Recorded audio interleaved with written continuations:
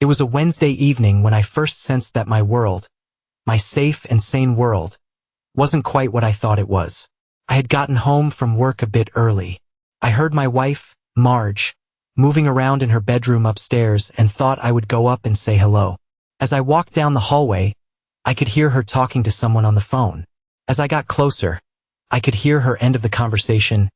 "Yes, sweetie, today was great. I really enjoyed it." I paused, wondering when she enjoyed work. Our bedroom door was slightly open, so I peeked through. She was undressing while talking on her cell phone.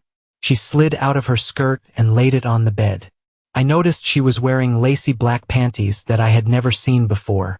I was about to walk in, but then she said, "I've got to go. He could be home soon.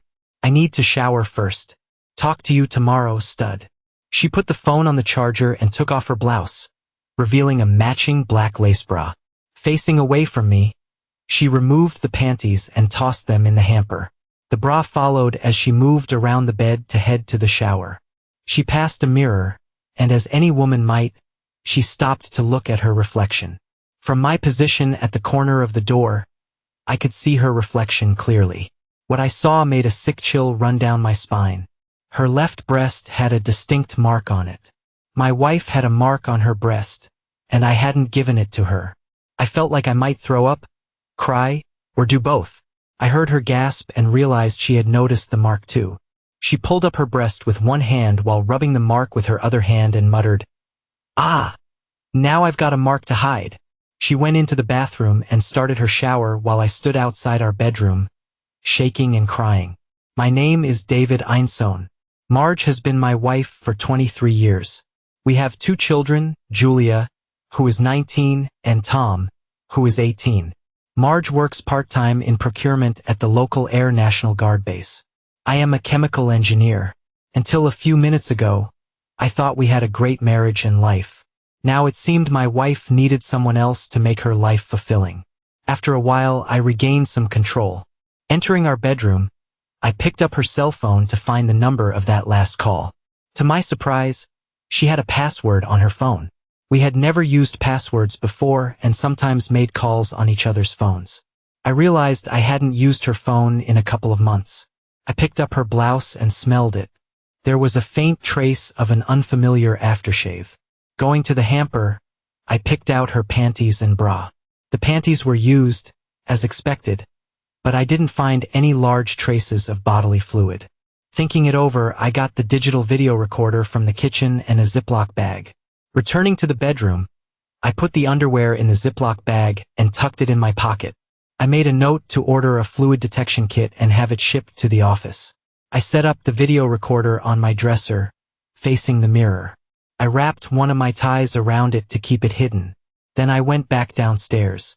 I saw that her laptop was on and tried to check her email, but she had put a password on it as well. This was another piece of evidence.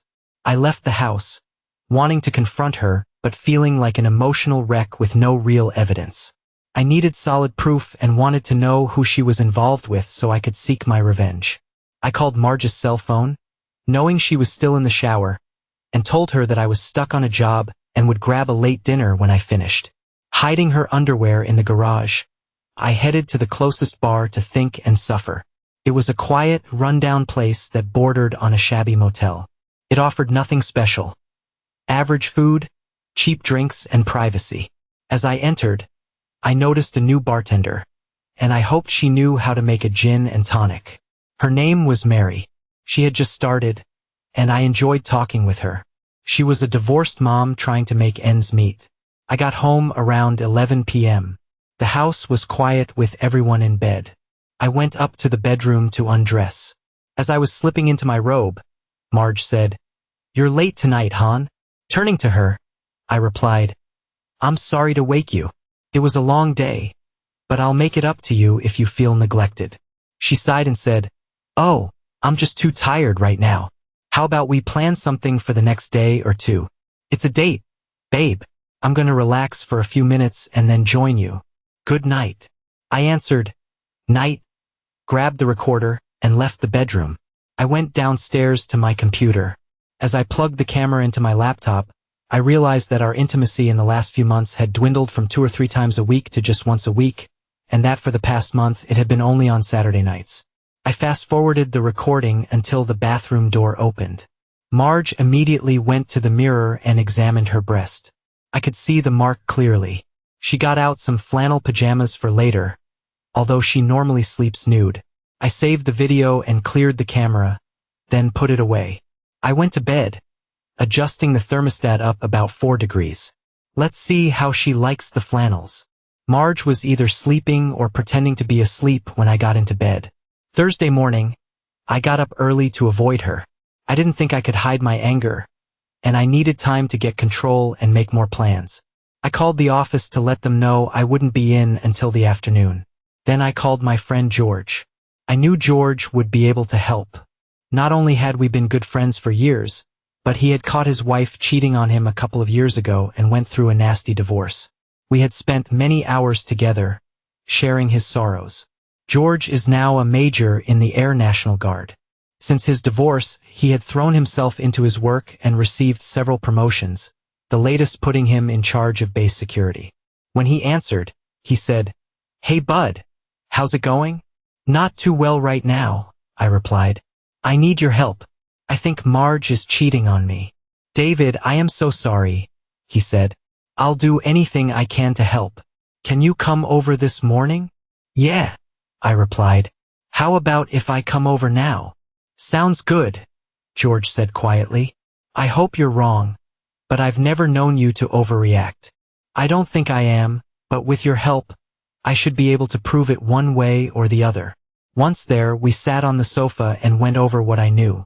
When I left an hour later, I had part of a plan and had borrowed 5 digital audio recorders from George, the same ones he used to catch his wife. I drove back home. Marge's car was gone. I placed 4 recorders in the house, saving the last one for her car. I noticed the house was cooler than usual. Checking the thermostat, I saw that she had turned it down. I assumed she had a hot night.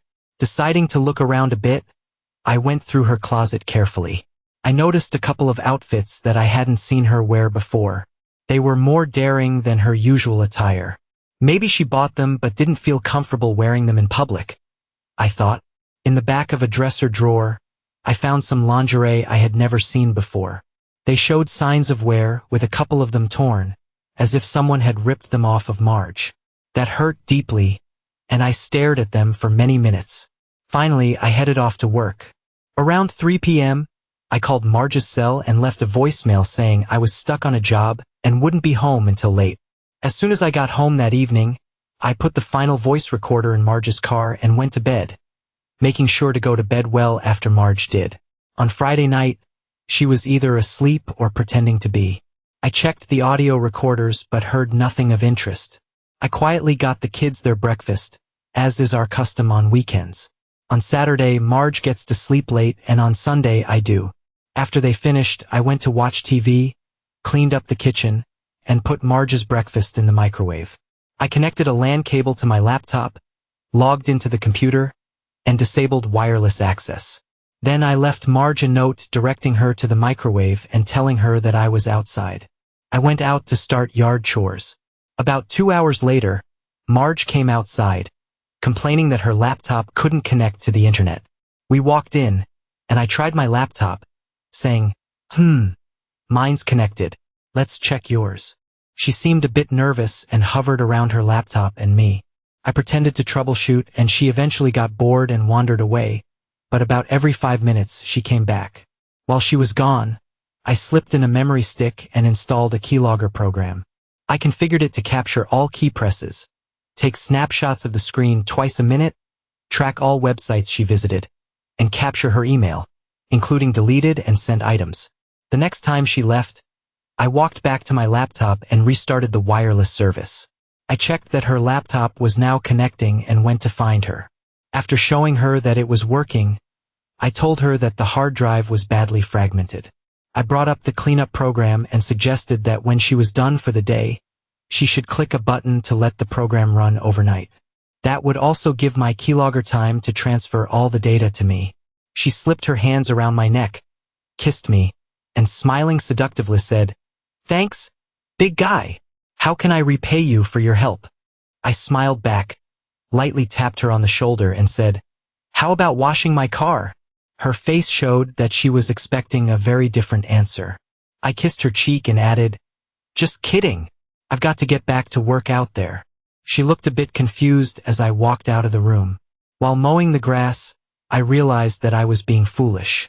I wasn't going to have a close encounter with her tonight, but I didn't want her to start thinking that I was suspicious before I had solid evidence. I needed to act normally for now. I decided to put in some effort on the yard work to be too tired for anything later. That evening, we watched a couple of movies with the kids. Marge snuggled up next to me, and it felt good. During the movies, while the kids were engrossed in the screen, Marge seemed to be in a risky mood. Toward the end of the second movie, I took a break to get a drink and took one of Marge's Xanax, figuring I'd be asleep in about 45 minutes. About 15 minutes later, Marge woke me up. I announced that I had worked too hard that day and was going to bed. Marge looked disappointed, especially when the kids asked her to stay for a third movie. I wasn't sure when she came to bed, as I was already asleep. Sunday morning was my sleep-in morning, but I was up at 5 a.m. I didn't want to be in bed when Marge woke up in case she wanted a morning rendezvous, and it was time to start checking her data. I turned off her alarm clock as I was leaving. As I booted up my computer, I realized that if I didn't have evidence tonight, she would definitely be suspicious. I started up the keylogger reader and added a password to my computer. There were about 500 emails in a hidden folder, so I started reading them. The keylogger sends the oldest emails first, so I was looking at 6-month-old messages. I saw 2 emails from someone named Will, who had his own domain name, but the messages seemed to be about work. Maybe he worked with her, or maybe he was the guy. I sorted by name and found one from about 4 months ago with the subject, "Hey, hot stuff." It wasn't explicit but sounded like he was trying to seduce her. He had registered his name as an internet domain, but a brief check showed he didn't have a web page. I sorted by date and found 6 emails from old dated yesterday. No wonder Marge was hovering around her laptop. She was worried I might open her Outlook. I opened the newest email and read as my life seemed to crumble around me. Starting from the bottom, I saw that she had complained about him marking her and how hard it was to hide it from me. His reply was essentially, "It happens, get over it, and to hell with your husband." Her furious reply, sent 14 minutes later, included an interesting paragraph. "I know you don't love your wife, but I do love my husband. I don't want to hurt him or my marriage. It's bad enough that I haven't let him have me much lately. Now, since you marked me, I can't even let him see me naked. I will not be meeting you this Wednesday." The next 2 emails were from him, begging for forgiveness, promising to be gentler in the future, and offering a trip somewhere warm if she could get away. He professed his love for her, sounding like a teenager. The last email from her said she was glad he now understood her position. She would only take trips with her husband and would not meet him this Wednesday. She mentioned that it would take a week for the marks to fade and that she planned to make it up to her husband. Other emails revealed that they had been involved for about 2 months, meeting at a local motel where his company kept a room for long-distance sales staff. One email gave her directions to the place, stating that the company had been renting room 187 for 2 years. It turned out to be the motel across from the bar I had been to recently. Then, a new email arrived from him, replying to her message from the night before. Sent me reeling again. She had emailed him saying she couldn't go without seeing him this week and would meet him Wednesday at 1 p.m., insisting he be gentle this time. His reply was full of praise and promises about making it wonderful for her. I decided right then that they were both going to pay for their actions. I needed to make some plans and would need George's help. I forwarded the most useful emails to George and started making breakfast. When Marge came down around 9:30, she thanked me for letting her sleep in. I said it was only fair since I had crashed out early the night before. She hugged me and whispered, "Don't work too hard today, sweetie. I need you to do your hard work tonight." I ignored the latter part and said, "I'm mostly done out there." I pulled away, saying I'd better get to work. As I was leaving, I glanced back and saw a worried look on her face. She quickly adjusted her expression when she noticed me looking. I said, "Yell if you need anything, babe." She gave a weak okay. I was cleaning the garage when George called. First, he asked if I could talk now. I went outside and told him yes. He said, "I read the emails. I'm so sorry." He repeated, "I read the emails. I'm so sorry." "Thanks," I said. "I feel like shit, but at least I know now." "You know when you have some evidence, but you don't have proof for court yet," he noted. "I know. Maybe I can get some pictures of her going in or out of the motel," I replied. "We can do better than that if you want. You just won't be able to use the evidence in court," he said. "Talk to me. I've conducted a few criminal investigations at that motel over the years. The owner is a good guy who doesn't want criminals or druggies around. I can call him tomorrow and get him to print me a key to that room as part of my ongoing investigation. We'll have to find out when Perez won't be there. Then we can install the same hidden cameras I used to catch my ex," he explained. "Yes, I want to do that. Not only to catch her, but also to get him." "Can you see what you can find on him also?" I asked. "First thing Monday morning. I'll get that ball rolling. Let's see if we can do the install Monday or Tuesday. We'll need maybe an hour," he answered. We talked a few more minutes. George explained that the equipment was sound and motion activated, and it would transmit to a receiver that had to be within 100 feet. He expected to put the receiver in a utility room somewhere. When I wanted to retrieve the data, I just had to drive to the motel and activate the receiver in my car. The first receiver was also a transmitter. On my signal, it would dump its data to me and then clear its memory. It might take up to 2 hours to send a full day's worth of video. The rest of Sunday was uneventful. My initial thought was to have a quick encounter and be asleep 10 minutes later. But then I changed my mind. I decided to try to stay away from her that night. As soon as she came into the bedroom, I pretended to be asleep. She checked once, then rolled over to her side and slept. I woke early Monday morning and left the house before anyone else was up. I called my office and let them know I wouldn't be in that day, then headed over to George's place. He told me he had called the motel manager and gotten some information. It turns out our lover boy was involved with at least 3 women in his little love nest. The manager thought Perez was a creep who harassed the staff. Perez worked in the room a couple of afternoons a week, but was rarely there before 11 a.m. "Well, let's grab our stuff and get going," George said. We loaded the equipment into George's van and drove to the motel. In 10 minutes, George knocked on the manager's door and introduced me as someone working with him on an investigation. The manager, whose name was Kevin, said that would be fine and that he didn't want any illegal activities happening in the motel. He handed George the room key and showed us where the room was located on a map. We saw that there was a utility room about 50 feet away. George asked for a key to it, which Kevin immediately printed out for him. Kevin then called Perez's room to make sure he wasn't there. Not getting an answer, we thanked Kevin and drove the van over to the room. George knocked on the door a couple of times and then let us in with the key. The room was deserted. I stopped suddenly, staring at the bed where my wife had been with another man. After a while, I turned and started helping. In less than 2 hours, the equipment was installed and tested. As we were leaving, I noticed a laptop docking station on the table. "Look, George, he must use his laptop in here," I said. "If I can get in while it's here and he's not, I can install the keylogger on it." George said, "Maybe he leaves it here when he goes to lunch or dinner. I'll wait outside every day if I need to," I responded. "First, I want to get a GPS on his car so that we don't get surprised." "Don't jump the gun," he answered. "I don't want to risk screwing up the payback. Let's get out of here. I'll buy lunch. How about across the parking lot? Their food is pretty good, and they have a new bartender. She's pretty and easy to talk to." "Sounds good. I'm hungry," George noted. The bar was deserted when we walked in. I entered first, and Mary saw me, smiled, and waved. Then George stepped in behind me. Mary's face changed to one of shock. She dropped the towel she was using to clean the bar and walked over to us. Ignoring me, she grabbed George in a full-body hug, saying, "George, it's so good to see you again."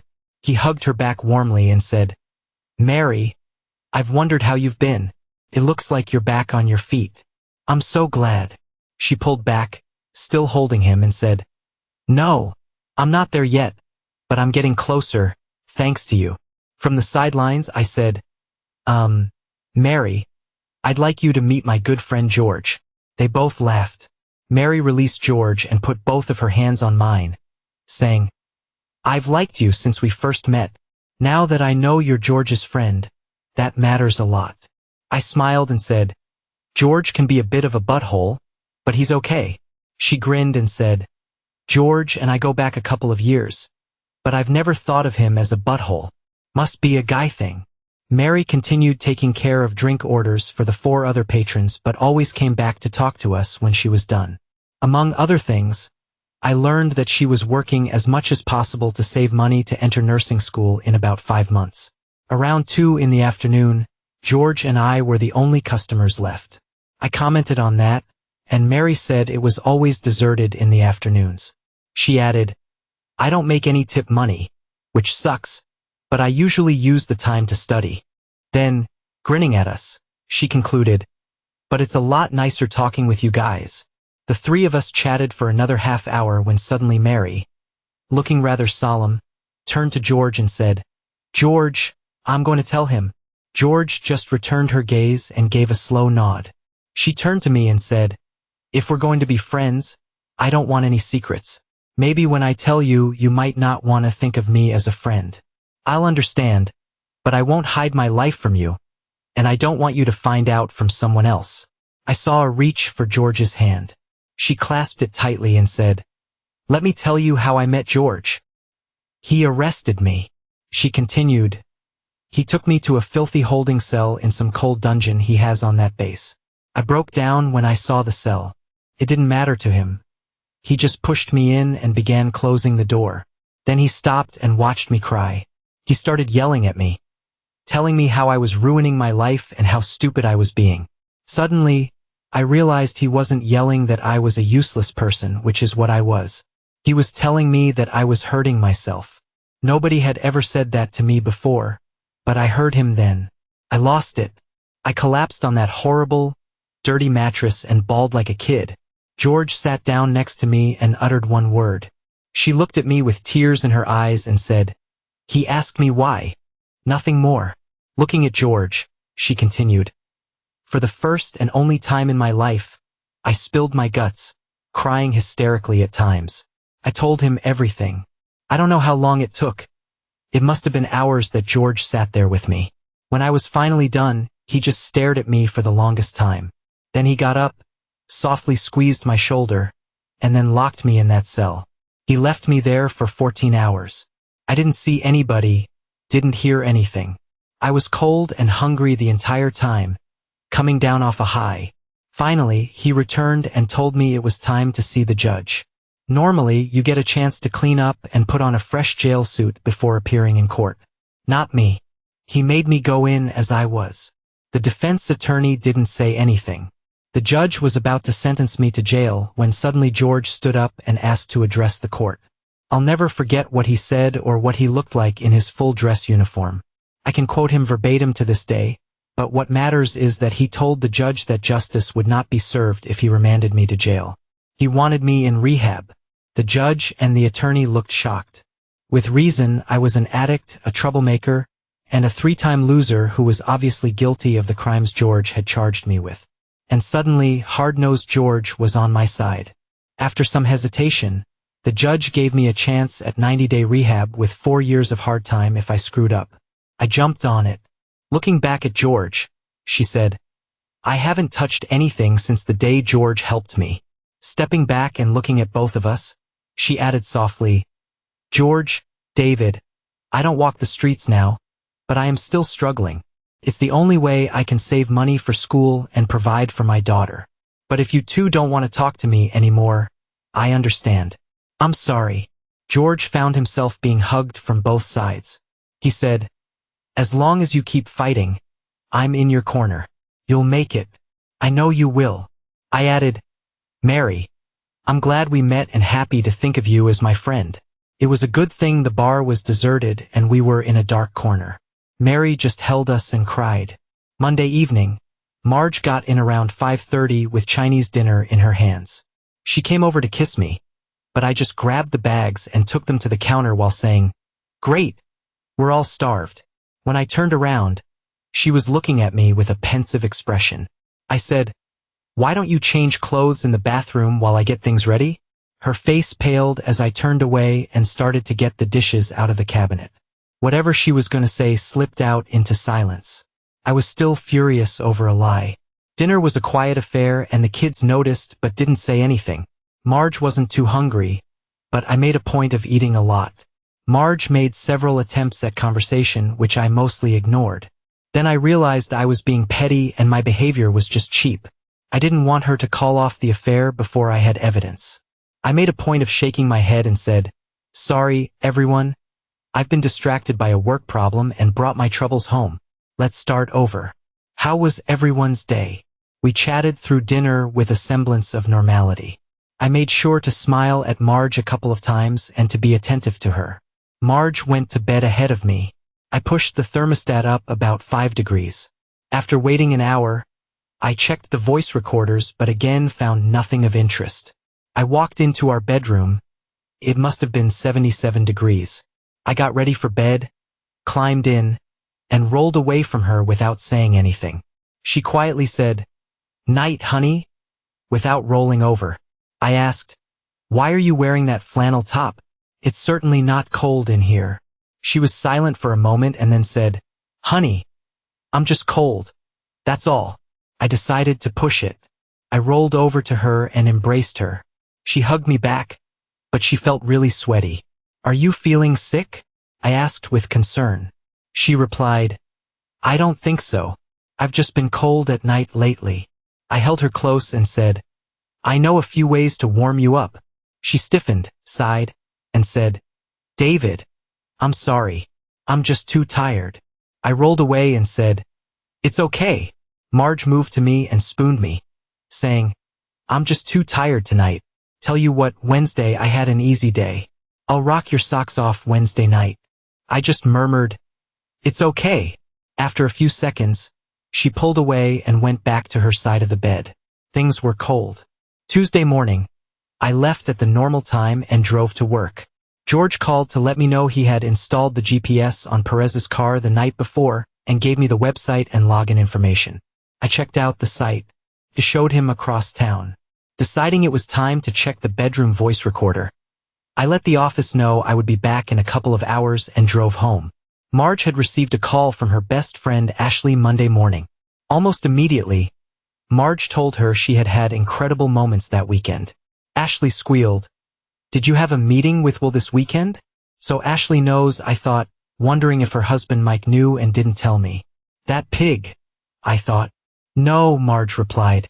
"I wanted to have some time with David this Sunday night, but it didn't happen. I wanted to connect with him Saturday night like usual, but he spent all day working outside and was too tired." Marge replied, "Is David better in bed than Will?" Ashley shot back, "Oh yes, making love with David is always better." Marge replied, "Then why are you seeing Will?" with a smile in her voice. "It's different," Marge said. "David makes love to me. I feel so safe with him.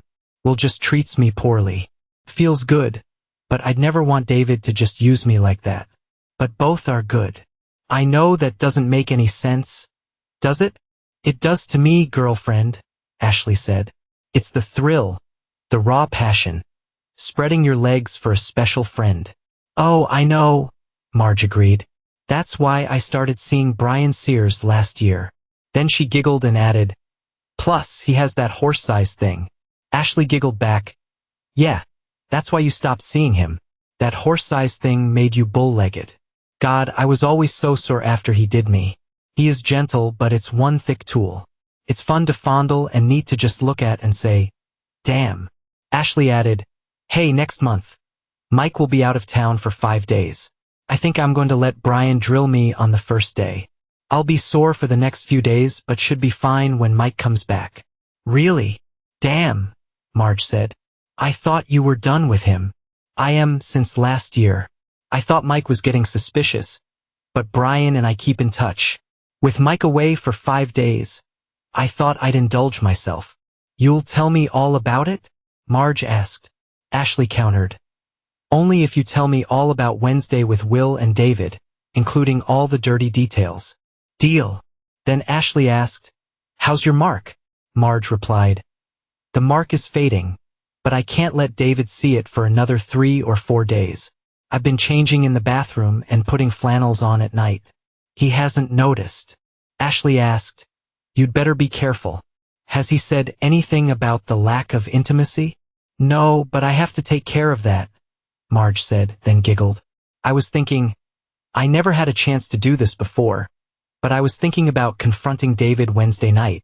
I've never had 2 issues in the same day before. Ashley said, I've done that a couple of times. It's a real turn on. Just make sure you buy a douche before you do David. That stuff goes deep. Marge said she would, and then they said their goodbyes. I thought about telling Mike and risking ruining his life. That seemed wrong. But then I remembered thinking he might be an a-hole for knowing and not telling me. He would want to know just like me. I would give him a copy of this recording after I took care of Perez. The next call of interest was again Ashley from earlier that morning. Their conversation had a different tone from Monday's. Marge called and said hi to Ashley. Ashley immediately sensed something was off and asked what was wrong. David noticed that I was wearing flannels and changing in the bathroom with the door closed, Marge explained. He asked me about it when he got in bed. I told him that I was cold. But Ashley, the room was so hot I was sweating all night in those heavy flannels. I don't think he believed me, but he didn't press further. Then David wanted to be intimate, but I couldn't risk him seeing the mark. Sunday, I had unplugged the night light, but David fixed it, so I told him no again. He seemed hurt, and I tried to make up for it by telling him that I'd be available on Wednesday, but it didn't seem to matter. We just lay there, this invisible wall between us. Worse, my mind kept wandering back to Will, not David. I closed the file and saved it. I didn't need to hear anymore. Digging through the internet, I ordered a forensic kit and had it shipped to my office. Next, I drove over to the motel. Perez's car was parked near his room, but it was lunchtime. I walked over to the bar. Mary wasn't working, but through the front window, I saw Perez in a booth, looking over the menu. I figured now was as good a time as any. I went back to his motel door and knocked. No answer, so I used the key to open it. Ignoring the bed, I went straight to the next room where his laptop was open, displaying a QuickBooks accounting screen. I pulled out my thumb drive, inserted it, and installed the keylogger program. This time, I skipped screen captures and focused on collecting emails, websites, keystrokes, everything, including accounting data. If he was up to something that I could use against him, I'd find it. I also enabled his remote desktop client and made sure the motel's wireless had the right port open. It did. Finally, I set up a remote control software account under his domain name, installed the software, and removed all traces from the desktop, system tray, and start menu. With everything in place, I left his QuickBooks screen up and got out of there. Back at the office, I worked for a few hours, feeling oddly upbeat. When I got home, I was in a good mood, helpful with the kids. Marge looked relieved to see me acting normally. Around 10, she mentioned it was bedtime. I've got some work to finish, I told her. I'll be up in a bit. Great. I'll see you in the morning, she replied. Yeah, just great, I thought bitterly. Rest up so you can meet your lover tomorrow. I had a mountain of data to sort through. Today's footage, files from the bugs, data from Marge and Willie's computers, and phone records. But it wasn't going to happen tonight. I downloaded the data from her car's recorder and placed it back in her vehicle. She was either asleep or pretending to be by the time I got into bed. I lay as far away from her as possible, thinking, tomorrow's the day. Marge was up before me Wednesday morning, which was just as well. I felt sick knowing she was going to betray me again today and that I'd have to watch the recording of her with him. In the kitchen, she was finishing breakfast, fully dressed for work, unusual for her. Just in time, sweetie. Good morning, she said. I grunted and grabbed coffee. After a couple of sips, I turned back to her, noticing her puzzled expression. Sorry, I said, still half asleep. "You're usually more chipper in the mornings," she replied. "Now you know how I feel most mornings," I muttered, sitting down without further comment. The kids came in and Marge served breakfast. Normally, I'd help her, but not today. Out of the corner of my eye, I noticed she kept glancing at me. When she placed my plate in front of me, she paused, staring at me. I pretended not to notice. As I was about to leave, she stepped in front of me, concern etched on her face. "David, is something wrong?" I stared blankly. "Not that I know of." Then, out of nowhere, I hugged her. She relaxed into my arms, clearly relieved. "I'm glad," she said. "I was worried." "I love you," I told her. "I can't imagine my life without you. There's no one else I want to be close to." She tensed slightly, let out a soft sob and whispered, "Of course, I feel the same. And I'm planning to spend time with you tonight," she added. I pulled away abruptly and left without looking back. I drove to the motel and downloaded the data while waiting for Marge to head to work. I got back home just after 9 a.m. and spent the time in the parking lot wondering how I was going to get through the day. How was I supposed to act normally knowing what I was about to do? And how could I bring myself to watch the video of her with another man? Downloading the data from the bugs took time. While it copied, I wandered around the house, feeling aimless. I knew there was no way I could talk to Marge tonight, let alone share a bed with her. I started by combing through his emails. After a couple of hours, I'd gathered some basic facts. Perez had 3 companies that bought products cheaply and resold them to the local military base, several Fortune 500 companies, and the federal government. He was involved with 5 other women besides my wife. The guy was busier than I thought. I came across a few emails discussing product quality and specifications, and I saved a couple for further follow-up. Not much, but it was a start. Next, I copied his 3 QuickBooks company files and used the keylogger program to find his logins and passwords. Still, nothing major came up. I'm no CPA, but I did notice under expenses that he had 6 company credit cards, even noting the card numbers in the descriptions. Listening to his phone conversations took a while but was well worth the effort. I started seeing correlations between some emails and what he was discussing on the phone. One call was from someone in the base's shipping and receiving department. The guy mentioned having trouble processing the last shipment because of duplicate serial numbers. Worse, all future shipments had to have unique serial numbers. Perez was furious, making it clear he wasn't happy. The man explained that new auditing software would flag any irregularities, so they needed to be more cautious. After the call, Perez went online and ordered 2 specialized printers and supplies. Another call was with a supplier who wanted Perez to buy from him. After some back and forth, Perez said, "Look, the qualification process takes forever. It's just how it is. But I like you and want to help. The chief of procurement for the base makes the decisions, but he listens to his procurement agent. I can get him to help you, but it'll cost you." "How much?" the supplier asked, sounding resigned. 5,000 cash, Perez replied. "That'll let you sell 100 grand's worth of goods to the base. To help you out, you can raise your price by 2%, no problem. Future orders won't cost quite as much." The supplier perked up. "Okay, how do I get the money to you? Let me know when it's ready, and I'll tell you where to meet me. 2 days later, your bid will be accepted." The next call came from a guy in the base's procurement section, where Marge worked. He gave Perez the amounts that several competitors had submitted on various contracts. Other than that, there were 4 more calls of interest, all from his women. One of the calls was from my wife. It was the same conversation I had already overheard from the car recorder. Taking a break, I decided to get organized. I set up folders on the flash drive for videos, audio files, data, and miscellaneous info. I moved everything I had gathered into the appropriate folders and made a backup. It was time to call George.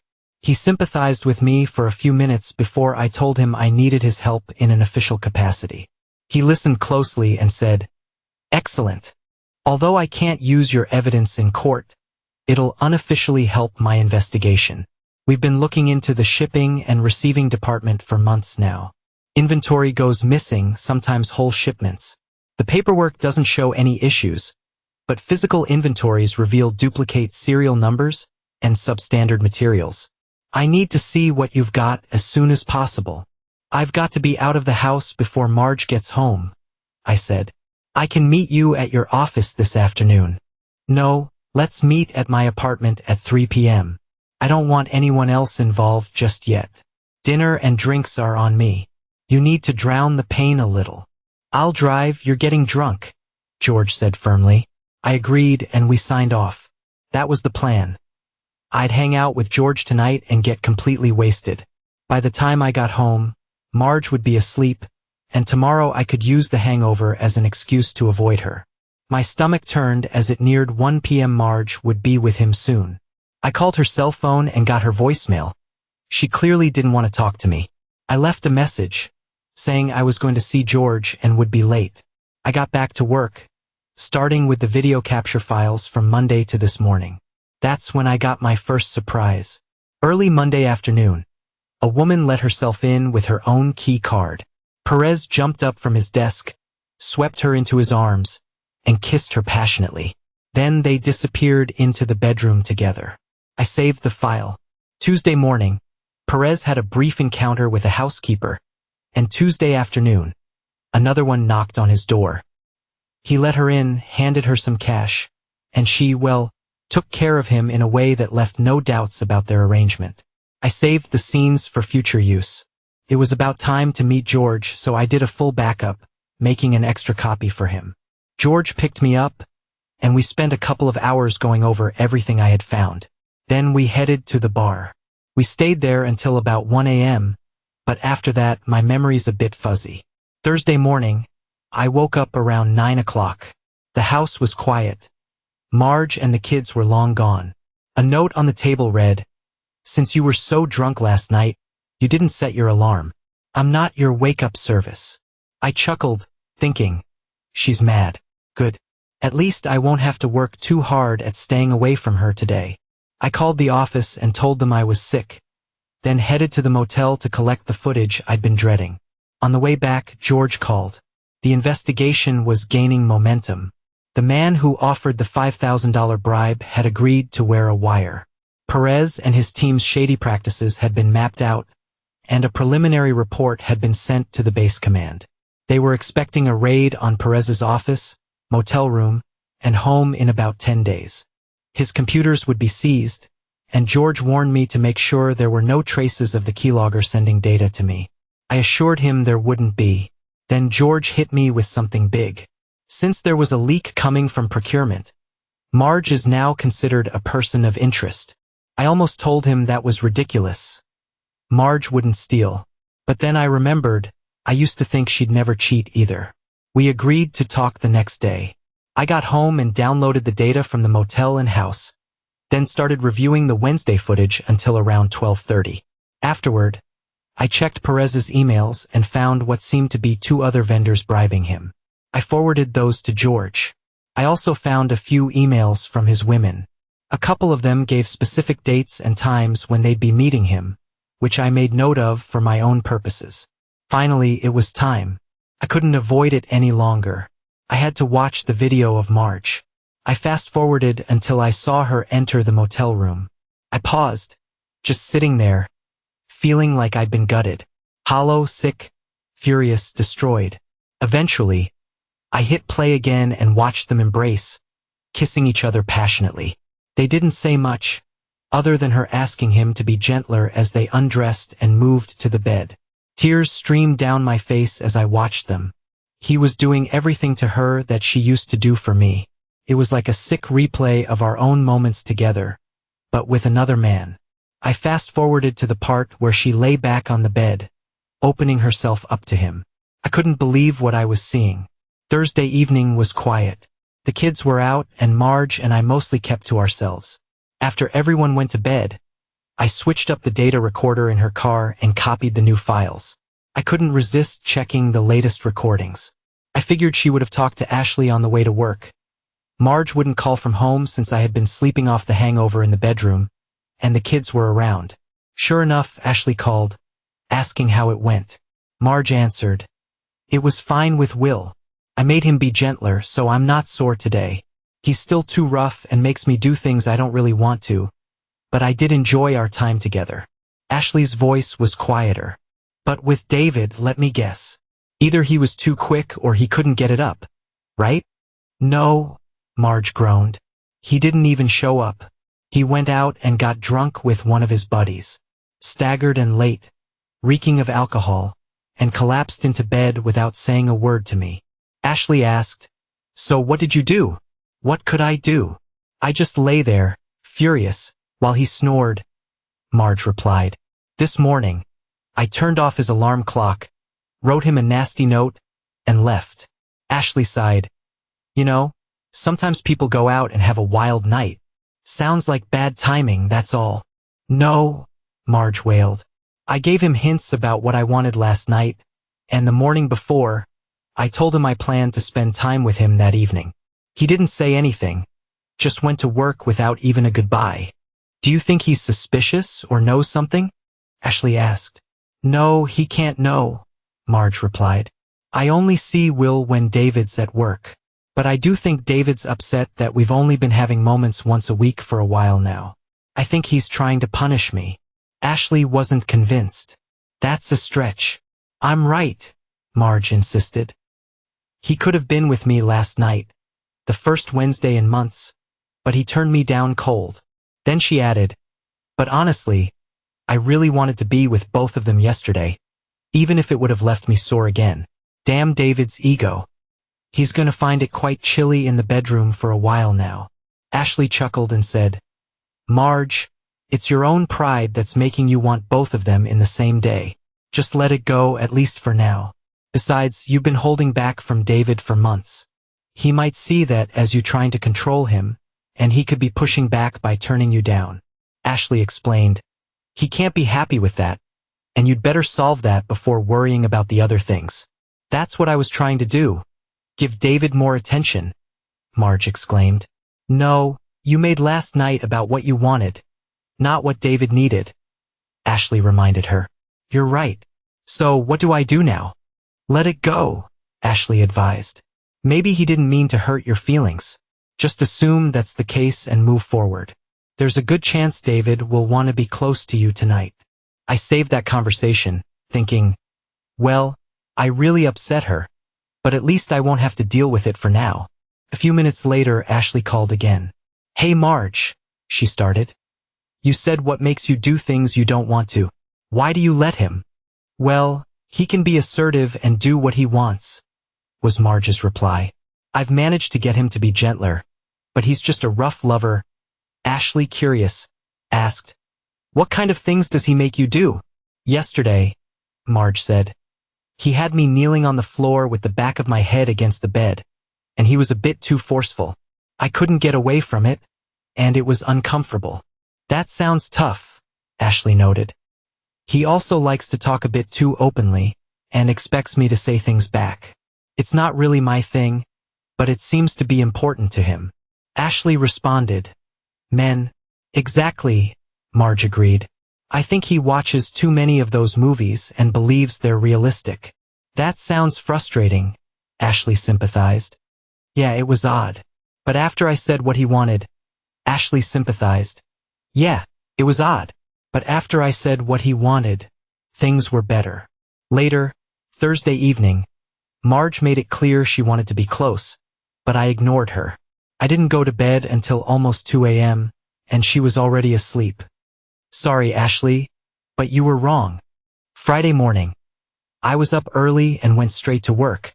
I left around 3 p.m., taking the test kit with me, and stopped by the motel to get Thursday's and today's videos. Mary wasn't working at the bar, but I had a drink while the data downloaded. When I got home, I started copying the files and used the test kit on Marge's things. The results were positive, but it didn't really change anything. With a little time left, I reviewed the new videos, and to this day I wish I hadn't. The first file showed a young woman, probably in her early 20s, entering the room. She looked nervous, but they had a couple of glasses of wine, and he made his move. At first, she seemed to go along, but when things got more serious, she became uncomfortable and said she wanted to leave. He didn't let her and I couldn't watch anymore. I closed the file and rushed to the bathroom. When I recovered, I made a copy for George. Deciding to continue, I clicked on the next file and saw something that surprised me. Mary was there. She told us she worked as an escort, but it still shocked me to see her in action. The final file showed Marge entering the room, greeting him, and then leaving shortly after. I saved these files for George as well. I called him and said we needed to meet right away. He suggested coming over, but it was too close to the time Marge could return, so I asked to meet at his office. 10 minutes later, he answered the door. I handed him the flash drive and said, "There are 4 files on this. The first one is the most important, but I couldn't watch it through. I'm sorry you have to." I waited in the car as he watched. Almost an hour later, George opened the car door and got in. He looked at me and said, "I don't know who she is, but I'll find out. And Perez is going to pay." Buckling his seatbelt, he added, "To the bar, James. I don't want a drink. I want answers, especially from Mary." Mary was sitting at the bar, though she wasn't working. When she spotted us, she waved to the bartender to get us a couple of gin and tonics. After he set them down in front of us, she hugged George, squeezed my hand and said, "Hi guys. It's always good to see you too." "Hi Mary, great to see you too," I said absent-mindedly. George stared at her and asked, "Mary, what's wrong?" Her face fell and she admitted, "George, you were right. I've picked up an infection, and that's why I can't work at the bar anymore. I'm done with that life. I don't want to risk anyone else, and I'm through with worrying about school. I'm just going to get by however I can, without becoming a nurse or continuing, you know?" Before I could say anything, George jumped in. "You're not done with school, and you are going to be a nurse." Mary just shook her head and said, "No, I can make it with this job if I don't have to save for school. It's good enough." George grabbed her arm gently but firmly. "No, it's not good enough, not even close. You've worked for this every day since you told me about wanting to be a nurse in that jail cell. I'm glad you're leaving that life behind, but I won't let you give up now." I added, "We'll find another way, Mary." She looked at us with tears in her eyes. "I couldn't ask for better friends, but I can't and I won't ask for help. That wouldn't be fair." George and I exchanged a glance before I said, "Good. You're not asking, and since you can't stop us, the matter is settled." We all laughed, and I followed up with, "George, aren't there some job openings coming up on base soon?" Before he could respond, Mary got serious again. "Guys, there's something else I need to tell you. First, I know you're keeping an eye on Perez. I can see his room's door from the front windows of the bar. I really hope you can stop him soon." George's face hardened as he nodded. "The first thing I did after finding out about my infection," Mary continued, "was I confronted him." I gasped, "Why?" She glared at me. "Because it was the only way I could make him pay for what he's done." In a low voice, George asked, "Mary, what did he do to you?" "He didn't do anything to me directly," she said, her voice softening. "But I saw him hurt someone else, a girl, barely more than 20. I was heading to work, and I saw her stumble out of his room. She could barely walk. I went over to help, but all she let me do was help her to her car. She was crying, her face bruised, her clothes torn. I think she was in the Air National Guard, one of your own, George." George clenched his fists. "I'll find her," he promised, "and I'll make sure Perez regrets everything he's done." Turning to me, he added, "I suspect David's got more ideas brewing, and I'll need to hear what you've got in mind." By midnight, I was finally heading to bed. Marge was already asleep, and George knew all my plans. He was also going to see if Mary could fit into base procurement with the upcoming job openings. Saturday was quiet. Marge and I didn't talk much. That evening, we had our usual movie night, but when I arrived with the drinks, Marge was sitting between Tom and Julia on the sofa, with me relegated to an armchair. The kids looked uncomfortable and Marge, for her part, looked smug. She went to bed early, so I used the time to check the voice recorders but found nothing suspicious. The only email I saw from Perez was a brief thank you to Marge for the relief on Friday and a note looking forward to next Wednesday. Sunday passed in silence. We went through the motions of daily life, but nothing more. I went to bed slightly earlier than Marge, but I noticed she still went into the bathroom to change into her pajamas. She had to know her lies and actions were pulling us further apart. She got into bed, rolling away from me roughly enough to wake me, but I said nothing. I was fine with her keeping her distance. On Monday afternoon, George called to tell me he had found the girl who had been assaulted. She had gone to a civilian hospital and, after some time, was willing to testify against Perez. He also let me know they were planning the raid for next Monday morning and asked me to keep things calm with Marge to avoid tipping Perez off. I agreed and told him I would tell Marge I'd be out of town from Wednesday to Sunday, though I'd actually be staying at the motel, keeping an eye on things. Monday night at dinner, I told Marge and the kids I had to leave town for a few days. Julia and Tom expressed their feelings, but Marge didn't react. On Tuesday, Marge and I basically didn't talk. I packed a bag and put it in my car. After everyone went to bed, I checked the voice recorders. Only one conversation was interesting. It was from Marge to Ashley. Marge said, "Ashley, this situation is ruining everything. David's been confusing me. He said he's going out of town Wednesday morning and won't be back until Sunday. I won't have a chance to see them both on the same day. Damn it." Ashley replied, "Marge, you need to address your problems with your husband before worrying about your fantasies. This has gone on long enough." Marge responded, "If David would stop being difficult, I'd be able to enjoy our time together more. I just don't understand why he has to be so challenging." I saved the file and went to work early Wednesday. I left around noon to check into the motel, set up video equipment, and got everything ready. I watched Marge arrive and go to his room. Turning on the live feed, I saw her hug and kiss him.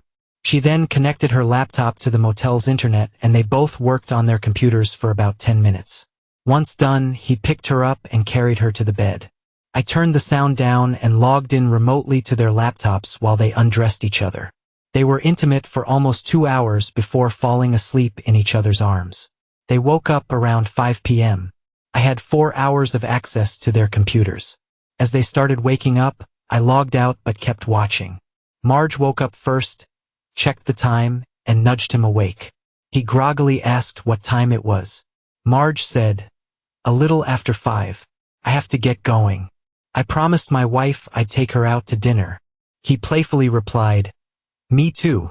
I don't want to hear about your husband and kids." As he started getting up, she apologized for what she said earlier. She admitted to feeling jealous and expressed her love for her husband, stating that she needed to make up for neglecting him. She also mentioned that she couldn't risk ruining her marriage. He replied, "I'm glad you haven't been with your husband lately. I like thinking of your body being mine alone." Marge said, "It's not yours. I choose to share it with you, but I love my husband and I need to make it up to him. I do love our time together, but I can't risk my marriage." He got up and said, "I don't want my wife finding out either. Damn, my shoulders are sore." Marge apologized for scratching him and looked at the marks. She was visibly distressed, saying, "I'm sorry, I didn't mean to cause you pain. I feel sore." They got cleaned up and dressed. He gave her a peck on the cheek and a quick touch, saying, "Take care and I'll see you soon." She kissed him back, and they parted ways. From the window, I saw her walk away, noticing how her walk suggested she was sore. On Thursday and Friday, I alternated between work and my projects. On Thursday afternoon, Marge called him, saying that she couldn't see him anymore and was ending the affair. They had a brief argument but promised to talk again soon. Late Friday evening, I completed the final transfers between computers, sent emails, and deleted the keyloggers from both Marge's and Perez's laptops. I accessed Marge's computer through Perez's, knowing the IP address would show the motel's location. I forwarded all active documents to Perez and drove back home on Sunday afternoon. I picked up the 4 voice recorders and cleared them without listening to them. George could have them in the one from her car back now. Then, I unpacked and got a drink. Julia and Marge got home shortly after having been to the grocery store. Tom arrived as we were putting things away, and we had a quiet last night. On Monday morning, while I was at work, I received a call from our family doctor's office around 11 a.m. The receptionist asked me to come in immediately, but only today. When I inquired about the reason, she mentioned that the doctor wanted to see me, but didn't provide details. When I expressed that I couldn't take off work on short notice without a reason, she had Dr. Benson speak to me directly. Dr. Benson informed me, "David, I need you to come to the office as soon as possible for some tests. I understand your concern, but it's important."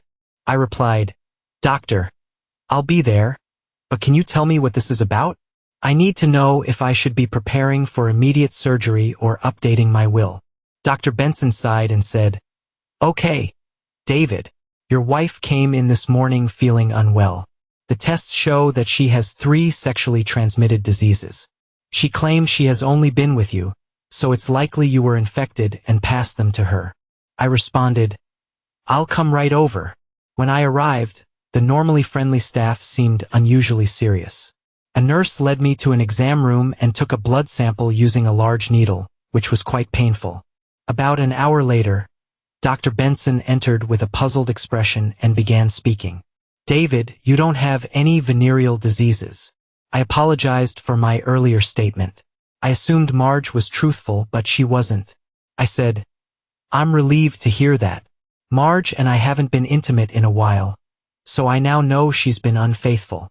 Dr. Benson handed me a copy of my test results. At that moment, my cell phone rang. It was my daughter. I said to the doctor, "I'm sorry, but my daughter never calls during the day unless it's an emergency." Dr. Benson nodded, and I answered the call to hear Julia sobbing. "Daddy, what's going on? Mom told us you've been cheating on her and gave her a disease. How could you?" I reassured her, "Julia, I'm at the doctor's now. I don't have any venereal diseases. Let me put Dr. Benson on the line to confirm." After speaking with Dr. Benson, Julia sobbed, "Daddy, I'm so sorry for doubting you. Mom was so cold when she told us. We just believed her." I told her, "It's okay, sweetheart. Just tell your brother the truth. But please don't mention our conversation to your mother. I'll be home soon." When I went to the receptionist to pay my copay, she handed me some papers. "These are copies of your test results showing that you're clean. Unfortunately, I made a mistake and gave you copies of your wife's report as well. We can't share her medical details due to regulations." She smiled at me, and I realized Marge might not be treated well at this office. I thanked her and headed home for the confrontation. Upon arriving home, I saw that Marge's parents had been invited. I parked in the garage and entered the kitchen. From the living room, I could hear voices talking and sobbing. My father-in-law, a retired coal miner and a large man, was there, red-faced and glaring at me with hatred. His clenched fists made it clear he was angry. He snarled, "You cheated on my daughter and gave her a disease. I'm going to deal with you." I knew I had to act quickly to avoid a confrontation. I walked over to him, put my face inches from his, and said, "If I had done that, you have every right to be angry, but I didn't." His rage mixed with confusion as he asked, "Tell me quickly." I handed him copies of both medical reports. He read them multiple times, then just stared at the pages while the commotion in the living room grew louder. Eventually, he looked up and said, "You're clean. My daughter has a venereal disease, but it wasn't from you. She lied and cheated on you." I explained, "We've been having problems and haven't been intimate in a while, so I'm clear of any diseases. I appreciate you listening. My marriage might be over and maybe my life too, but I'm glad you heard me out." As we headed towards the living room, he stopped and asked, "Marge said she has one STD, but you mentioned diseases. Are there more?" I answered, "Yes, she also has syphilis." His expression tightened, and he said, "Let's go have a talk." I grabbed him by his shirt and shoved him against the countertop. Now it was my turn to take control. "She's your daughter, but she's my wife," I hissed. "She should never have involved her parents or our children in this, but she did." My daughter Julia called me in tears. "I don't know what my son thinks yet. You're here because she dragged you and them into this, but that's all. Understand?" He stared at me, his rage barely contained. I added, I don't care what you hear. This is about my family. You stay out of it. Got it? Quietly, he said, yes, I understand. I released him and we walked into the living room. Both Marge and her mother were shouting at me. Tom was sitting in a chair, crying, and Julia rushed over to me, wrapping her arms around me. Daddy, I love you, she said. Tom joined her, and I found myself embraced by both of my children, while my mother-in-law cursed at me and Marge cried. Julia looked at the papers in my hand and asked, "Is this the proof?" I nodded. She took the papers and stepped back, guilt evident on her face, as she began reading the medical reports. She showed Tom the crucial parts and they exchanged glances before hugging me even tighter. Marge's mother, still angry, shouted, "How can you two hug that cheating person? He gave your mother a disease." Marge cried even harder on the sofa. Julia approached her grandmother and offered her both medical reports, pointing out the lines that proved I was clean, but Marge was not. My mother-in-law buried her face in her hands. Marge screamed, "What's so different? That person cheated on me and gave me an STD." Julia, her face showing a mix of emotions, knelt in front of Marge and pointed out the lines in the reports that confirmed I was clean. Marge's face drained of color as she processed the information. Julia said, "Mom, you lied to us. You cheated on Dad. You're a liar." Marge, in a fit of anger, swung her hand at Julia, but my daughter's reflexes were quick and she blocked the hit. "Mother, don't ever try to hit me again. You've lost that right. I love you, but you tried to turn us against Dad to cover your own actions. I can never forgive that." Returning to me, Julia and Tom hugged me again. Marge stared at us and quickly tried to defend herself. "Kids, your father must have given me the disease accidentally a few weeks ago. He didn't know he was infected. He must have had symptoms and gone to a clinic for treatment. We haven't been intimate in a while. I've asked David to be with me, but he refused." With a pleading look, Marge continued, "I haven't cheated on my husband. I never would. But he set me up to look like I did. I thought that if we had been intimate after I was infected, you would be too. I didn't mean for this to happen. I can't expect you to forgive me or want to be with me anymore. I've destroyed my family and my life. If I had leaked any information, jail would be a good place for me. I have nothing left, but that I did not do." I asked Marge, "Did you ever take your laptop to his private spaces?" She nodded a couple of times, saying, "It let me get some work done while still having the afternoons off." I shouted, "The afternoons off work so you could be with him?" Wincing, she nodded. "Did he ever have access to your laptop?